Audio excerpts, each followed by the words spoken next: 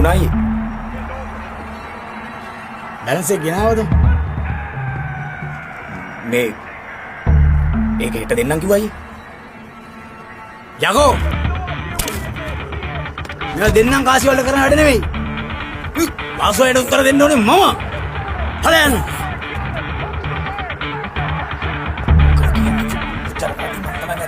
කඩුයි කරන්නත් ඕනේ.